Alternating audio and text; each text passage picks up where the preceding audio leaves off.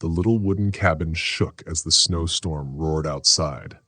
Snow blew all around the old cabin, trying to cover it in white. Inside, a woman named Layla, with warm brown skin and a brave heart, held a metal stick near the fire. The power was gone for hours, and the only warmth came from the big fire in the fireplace. Her phone didn't work. There was no signal. She was all alone in the middle of the snowy woods. Suddenly, someone knocked on the door. Layla jumped. Her heart beat fast. "Go away from the door," she shouted, trying to sound strong even though she felt scared. A man's voice came through the storm. "Please, I won't hurt you. I just need help for my daughter." Layla looked out the frosty window. She could barely see a tall man holding a little child. Her hand tightened on the doorknob. She had learned from the past that trusting strangers could be dangerous. "I don't let strangers inside," she said firmly. "Especially not men." There was a quiet moment. Only the loud wind and snow could be heard. Then the man spoke again, more softly. "I understand. I wouldn't ask if I had another choice. But she's sick and so cold. We just need to be safe for one night." Layla looked at the child again. The little girl was shaking from the cold. Layla knew the cold could be very dangerous. She didn't want to open the door, but the child needed help. With a creak, she opened the door a little. Snow flew into the room and made her feet cold. The man stepped forward. He was wet from the snow, and his face looked worried. In his arms, the small girl was curled up, her face hidden in his coat. She coughed a loud, painful cough. Layla's heart softened. "Come in, quickly," she said. "Thank you," the man said, walking in with the girl. Layla closed the door and locked it. "Sit by the fire," she said. "Don't touch anything else." She still held her fire poker just in case. The man nodded and sat down, placing the girl gently on the couch. He took off his jacket and wrapped it around the child. "What's your name?" Layla asked. "Damien," he said. "And this is Naya, my daughter. She's 6 years old.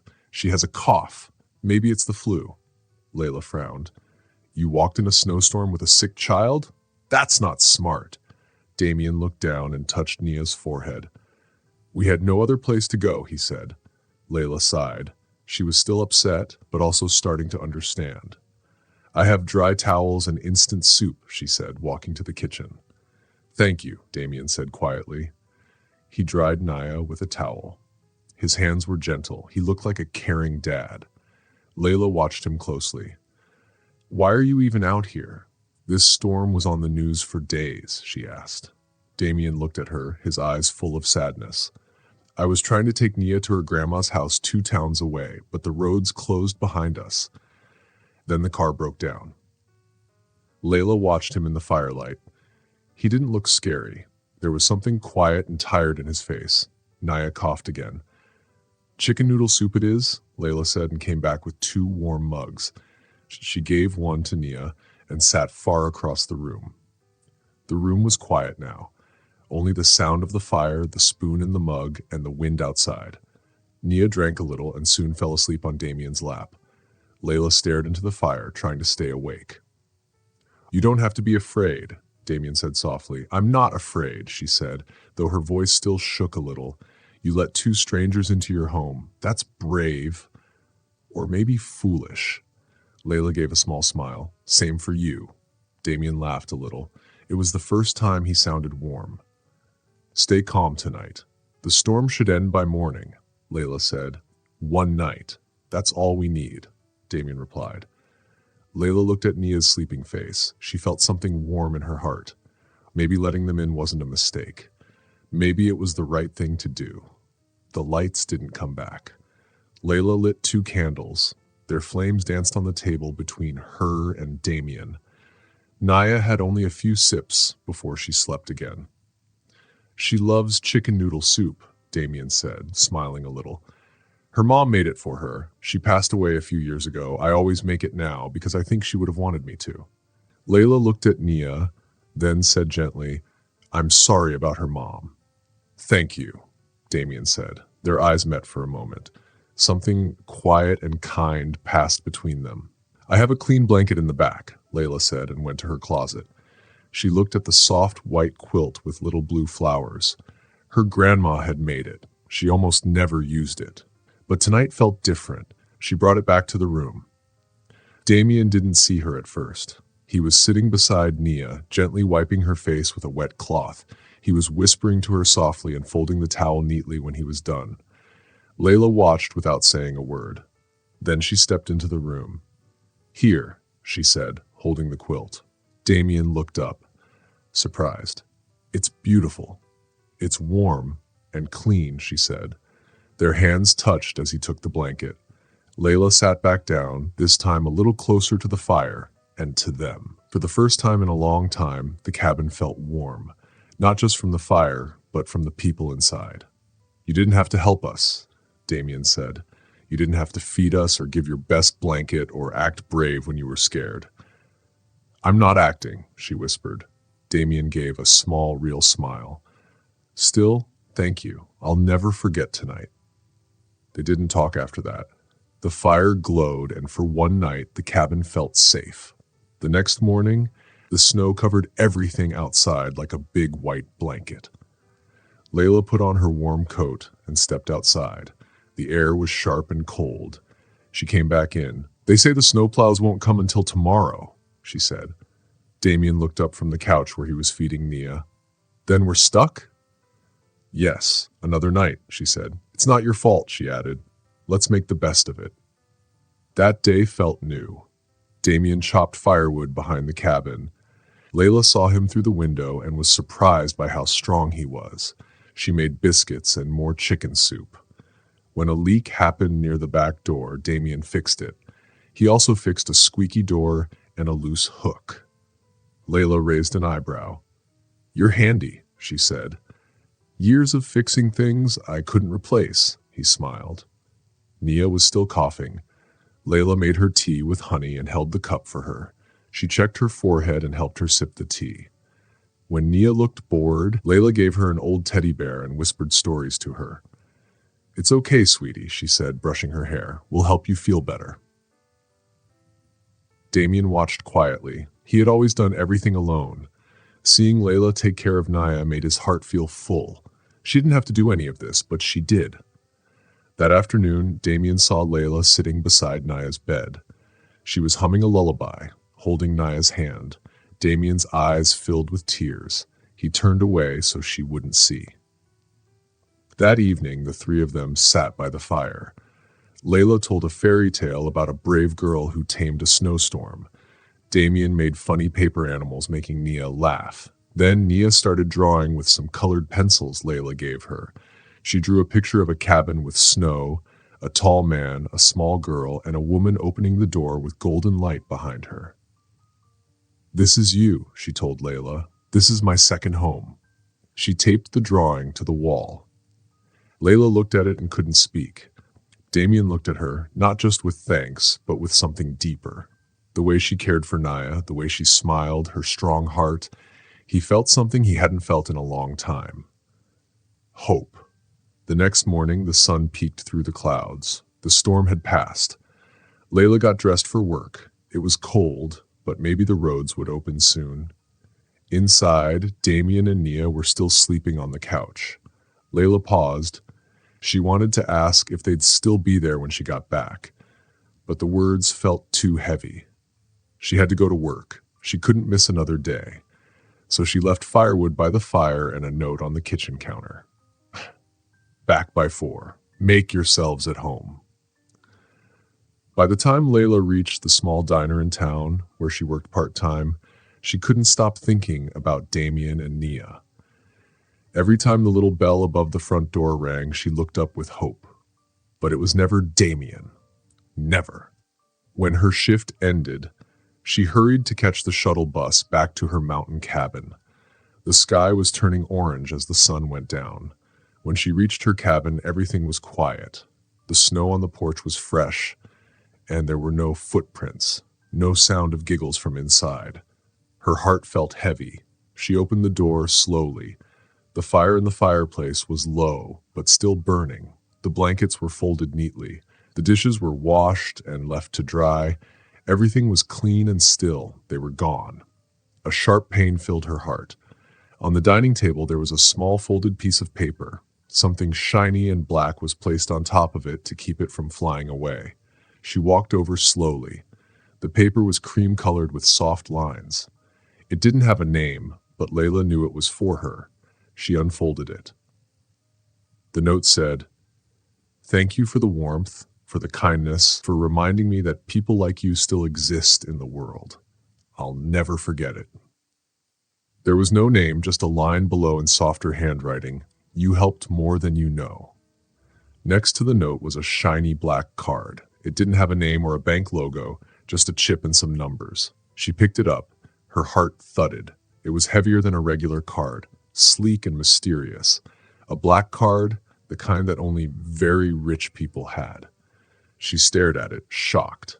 First, she felt confused, then surprised, then something she didn't know how to name. She put the card down slowly and sat on the couch where Damien had sat the night before, telling stories to his little daughter, Nia. She held the note tightly in her hand. Damien had left without saying goodbye, without explaining, without letting her say what she was feeling in her heart. She didn't expect it to hurt so much. She thought she would feel better when they left. Her house was quiet again, but instead, she felt like someone had opened a door in her heart and left quietly. Her eyes filled with tears. The cabin was silent, and for the first time in a long time, Layla cried, not because she was scared or hurt, but because she missed something she didn't know she needed, and she didn't know if she would ever see them again. The next morning, Layla stood in line at the only bank in town. She had the black card in her coat pocket. Her breath made little clouds on the glass doors as she waited. Her heart was confused. Part of her wanted to use the card, but another part told her to be proud and strong, like always. When it was her turn, she walked to the counter carefully. "I found this," she said, putting the card on the counter. "I just want to know who it belongs to." The woman behind the counter looked at the card, then typed some numbers into her computer. Her eyebrows raised. "This is a private account," the woman said softly. "No name is shown, very high status. I can't tell you much, but whoever gave you this must trust you a lot." "I don't want the money," Layla said quickly. "I just needed to know." The woman nodded and gently pushed the card back to Layla.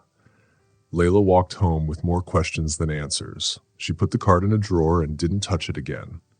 Days passed, then weeks. The snow began to melt. Layla went back to her normal life. She fixed things around the cabin, worked 2 days a week at the library, and took extra shifts at the diner. But something felt different. Quieter, like the light had faded a bit.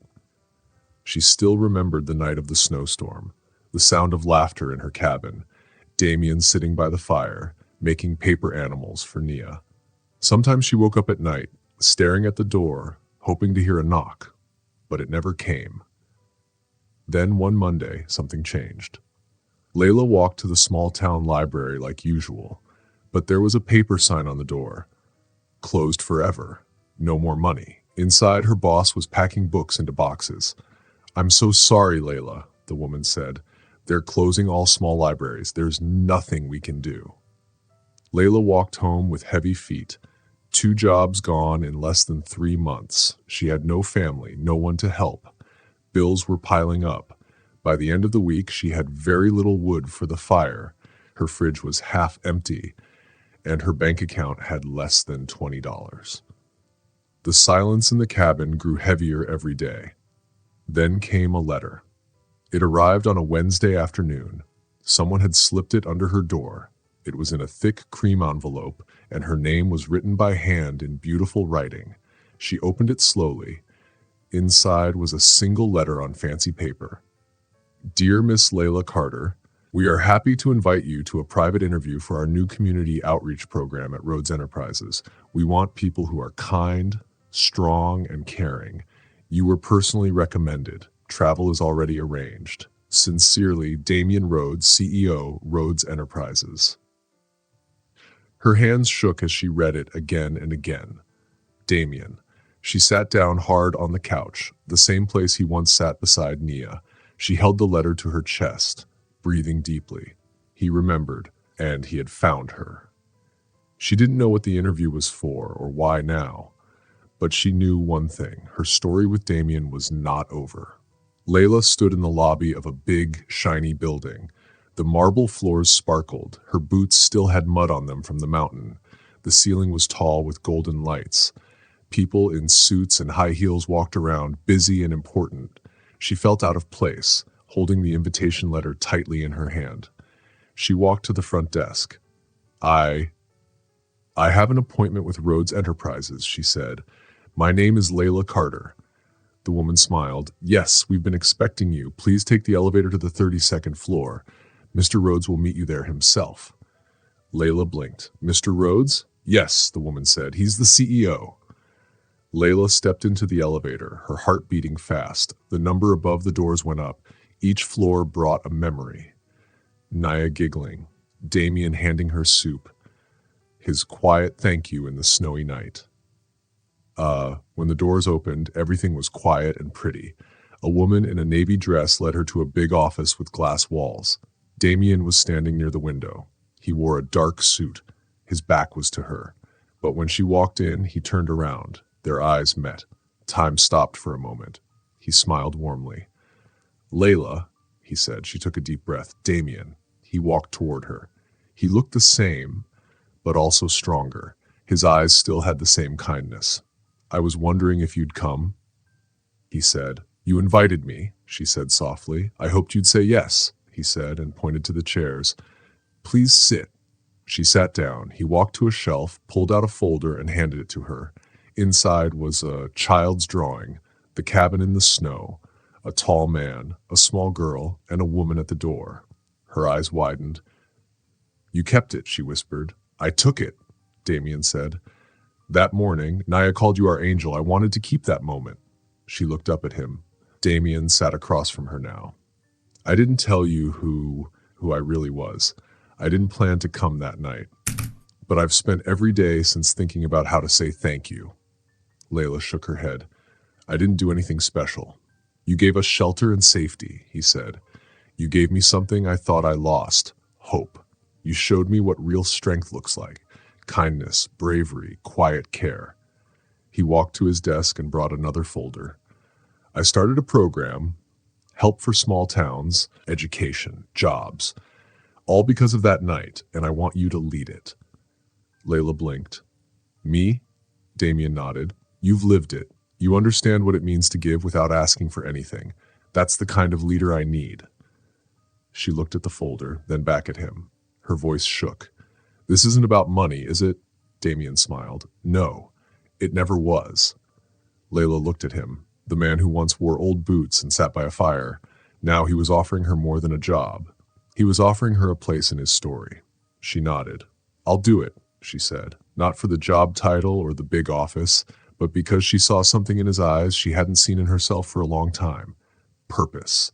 And she believed him, not just as a CEO, but as the man who once said, thank you, in the dark, and truly meant it. Layla's first day at Vanguard Solutions felt like a whole new world. Everything shined too bright. The building smelled like new marble. The air felt full of power.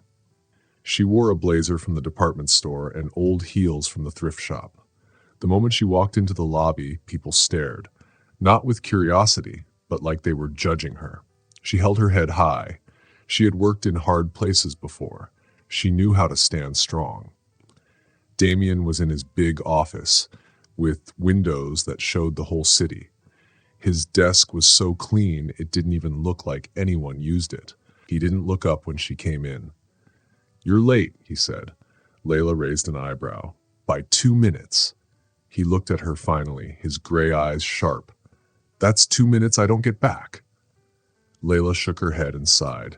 She had only been there for 5 seconds, and he was already being difficult. She asked, You want me here or not? Damien leaned back and looked at her carefully. Layla was about to say something, but before she could, the glass door opened. Damien's helper, Sasha, walked in with a tablet in her hand. Her face didn't show much feeling, but Layla noticed how Sasha looked at her, like she was trying to decide if Layla belonged there. Spoiler alert, Sasha had already decided she didn't. "Miss Carter," Sasha said politely, "welcome to Vanguard Solutions." Layla looked straight at her and smiled slowly. "Oh, we're using last names now? All right, good to see you again, Miss Green." Something in Sasha's eyes changed just for a second, but then she turned to Damien. "I've got the papers ready for the meeting with the Aurelian group," she said and gave him the tablet.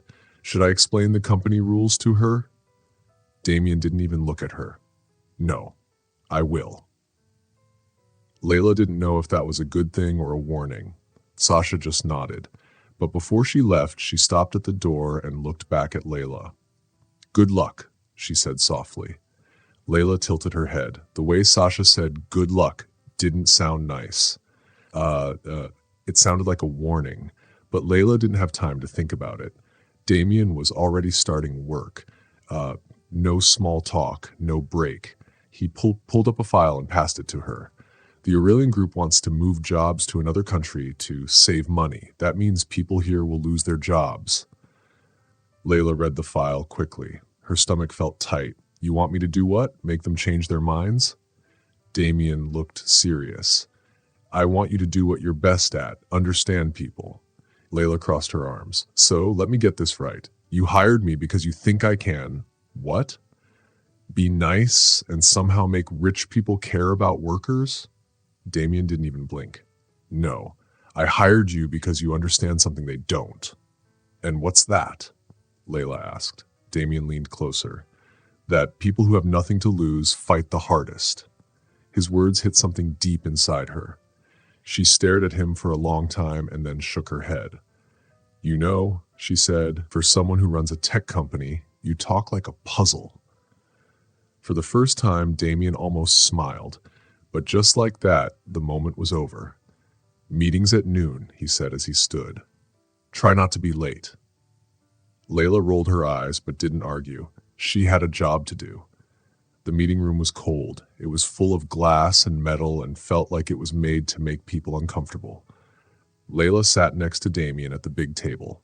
Across from them were three men in fancy suits. They looked like the kind of people who thought they could buy anything with money. The leader, Edward Langstone, was an older man with slick white hair. He didn't even look at Layla. She had seen men like him before, ones who only cared about people who looked like them. But she didn't show her feelings. Damien started the meeting. "You want to move jobs to Taiwan. You say it will save money and make things faster." He paused. "But I say it will hurt the people who helped build this company for the last 10 years. Langston gave a small smile that didn't look friendly.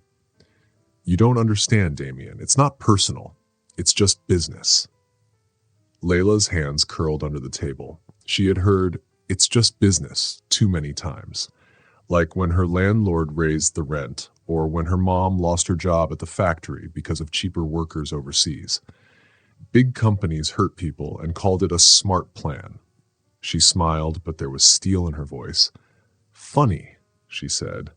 "It's always just business until it's your job being taken." Langstone looked at her for the first time. Damien didn't stop her. He just watched. Langstone made a sound like he was tired. "And you are?" Layla didn't blink. "Layla Carter, Vanguard Solutions." Langstone looked her over and then ignored her. She didn't care. She was used to being judged. Langstone leaned back in his chair. "Look, sweetheart, I get it. You think we're the bad guys, but this is just numbers. It's what makes the most sense." "Sweetheart." Layla's jaw tightened. She leaned forward, copying how he sat. "Okay," she said calmly. "Let's talk numbers." She pushed a paper toward him. "Here's what really happens when you move jobs overseas. Sure, you save money at first, but in 3 years you'll have to spend millions again.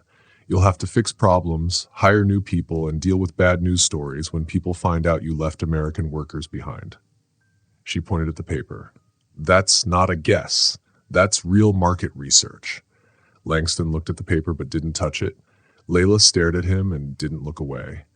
You can make the smart choice now, she said calmly, or you can explain to your investors why your plan made them lose money later. The room went quiet. Finally, Langston picked up the paper and read it. Damien didn't smile, but Layla could feel the room change. She had just changed the game. Langston put the paper down. His face didn't show much. We'll look at the plan again. Damien nodded. See that you do. The meeting ended and the men left. Layla felt Damien looking at her. She turned to him. Well, Damien looked at her for a while. Then he said, I knew I hired you for a reason. Layla smirked. Darn right you did. And for the first time since she walked into Vanguard Solutions, she felt like she belonged. 2 months later, Layla thought she had found her place at Vanguard Solutions. She had learned how to walk through the fancy offices, how to speak up in meetings, how to stay strong even when people didn't believe in her. She had stood up to Edward Langstone and won. She had proved she wasn't just a token. She was here because she was good. But wins at the top didn't last long. Now the company was in big trouble. Layla was in trouble too. Someone had set her up to take the blame. She was just coming back from a meeting when Sasha stopped her in the hallway. We have a problem, Sasha said seriously. Layla frowned. What kind of problem? Sasha didn't answer. She handed Layla a printed email. Layla's stomach dropped as she read it. It was a secret company report about money. It had been sent to the news, and Layla's name was on the email. The words looked blurry. The air felt heavy. She made herself breathe. This isn't mine. I know, Sasha said. But someone wants people to think it is. Layla's heart beat faster. She had seen things like this before, and she knew how quickly things could go bad. A black woman in a mostly white company didn't get a second chance. People didn't wait to find out the truth. They believed the worst first. She held the paper tightly and read it again. Who else saw this? Damien, Sasha said. And the board. Layla felt like she couldn't breathe. The board. She had worked so hard to be here, and now they might throw her out. Damien's office felt colder than usual, or maybe it was just the way he looked at her. His hands were folded on the desk. His face didn't show much, but his sharp gray eyes were watching her carefully. Layla's chest hurt. Tell me I wasn't wrong, he said quietly. Layla slammed the email on his desk. This isn't from me. Damien didn't look at the paper. I want to believe that, he said. But this is a big deal, Layla. We could lose millions. Stocks could crash. There could be an investigation. Do you understand how serious this is? Layla leaned forward and put her hands on the desk. I understand exactly. And I also understand that whoever did this picked me on purpose. I'm the easy one to blame. I'm the outsider. I'm the black woman who dares to be confident. Who's going to believe me over someone who's worked here for 10 years? Damien didn't move, but he also didn't say she was wrong. The silence lasted too long. Layla's hands were shaking, but she didn't back down. Did you think I did this? Damien looked right at Layla. No. Layla let out the breath she was holding, but Damien wasn't finished. The board thinks you did. Layla frowned and walked back and forth. She felt like trouble was getting closer. So what happens now? She asked, trying to stay calm. Damien sighed and rubbed his face. We find out who really did it. Layla looked at him, surprised. We, not just you, not just me. Damien nodded. Yes, we. For the first time since she came in, Layla felt a little hope. Damien stood up and put his suit jacket on. Sasha is already checking the email, but someone used a tricky computer path to hide their name. They were very sneaky. He looked at Layla. But we're going to be smarter. Layla crossed her arms. And if we don't find them, what if the board fires me? Damien's face got serious. Then we make them wish they hadn't. Layla looked at him carefully. Damien Rhodes was not someone who promised things easily, but this time she believed him. Whoever had tried to blame her was going to be sorry. That night, Layla and Sasha worked very hard. They looked through all the computer records and followed the clues. The person who tried to trick everyone had done a good job, but not a perfect one. They found out the leak came from another email account. That email was connected to Caleb Hawthorne, a top boss at Vanguard Solutions. He had worked there for 10 years and always made others do the bad stuff for him. By the next morning, Layla and Sasha had enough proof to show he was guilty. Layla didn't wait for the board to call her. She walked straight into the meeting room. Everyone was already there. Powerful men in suits looked at her like she had already lost. Damien sat at the head of the table. His face didn't show any emotion. "Miss Carter," one board member said, pointing to a seat, "you know why you're here." But Layla didn't sit down. She didn't plan to. "Yes, I know," she said calmly, "and I know you're about to make a big mistake." Damien's eyes showed just a tiny bit of amusement, but he stayed quiet. The man started to speak again. "Miss Carter," but Layla stopped him. "I was the easy choice, right?" she said, walking slowly. "The new person, the outsider, someone you could blame easily." She stopped and put a thick folder on the table. "But you picked the wrong one." She pushed the folder toward them. The room went quiet as they looked through the papers. Slowly, their faces changed, from proud to worried. Caleb Hawthorne was sitting nearby. His face turned white. "These are emails, money transfers, and phone calls to reporters," Layla said. "They all point to Caleb Hawthorne, not me." She crossed her arms. "And yes, our lawyers and the news reporters already have copies. So if you care about your company's image, I'd start worrying now." The room filled with whispers. Caleb jumped up, shouting, "This is nonsense. She's lying." Layla looked at Damien. "Am I?" she asked. Damien finally spoke. His voice was sharp. "No, she's not." Everyone went quiet. Damien stood up and fixed his sleeves. "Caleb Hawthorne is fired right now," he said, "and will take legal action." He looked around the room. "If anyone else in this company thinks they can do the same thing, let this be a warning." Nobody said a word. Layla didn't smile. She didn't need to. She had won. 2 weeks later, Layla stood beside Damien at a school graduation. Elnia, a smiling girl in a wheelchair, held her diploma proudly. "I told you I'd make it," she said, her chest puffed up with pride. Layla laughed and messed up her hair playfully. "I never doubted you for a second." Damien stood nearby, and for once, he looked a little softer. "You did good, Carter," he said. Layla smirked. "Darn right I did." Elnia looked at both of them. "Are you two going to hug or something?" Damien shook his head. "Absolutely not." Layla rolled her eyes. "No way." Elnia just giggled. For the first time in a long time, Layla felt like she had built something real, something that really mattered. And she wasn't finished yet. Years later, Layla Carter sat in the big office at Vanguard Solutions. Her name was on the door. Vice President of Corporate Strategy. What started as just a job had become her mission. Under her leadership, the company helped workers, started programs to help young people, and supported small businesses owned by people from different backgrounds. In another part of the city, a new community center opened. It was named the Carter Rhodes Foundation. It helped kids go to school and find jobs.